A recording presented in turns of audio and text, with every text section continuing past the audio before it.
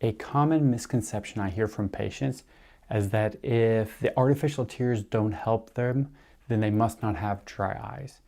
Now, that's a big myth, and the reason why is because artificial tears just help with the symptoms. They don't typically treat the underlying cause of the dry eyes. And so if we have an oil layer problem, those artificial tears are going to feel really good for about 2 minutes, maybe 5 if you're really lucky, but then it's going to evaporate really quickly because we don't have enough of that oil layer to keep attached to it. And so there are artificial tears that say that they'll help the oil layer out there. And so if we have an oil layer problem, we use those, they might actually help us a little bit more. And so different artificial tears will play differently. But again, they don't treat the underlying cause. They just provide relief for the symptoms.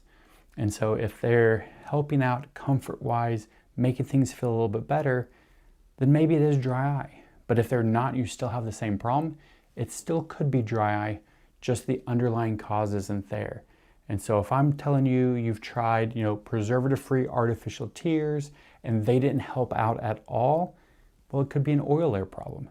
And if you're trying the oily ones, maybe it's not that it's an oil layer problem, maybe it's that those Meibomian glands are clogged up and that extra oil is actually clogging those Meibomian glands up more.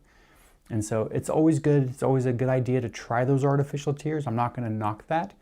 Use them a couple times, but that may just be a supplement. That may be something to help with the symptoms.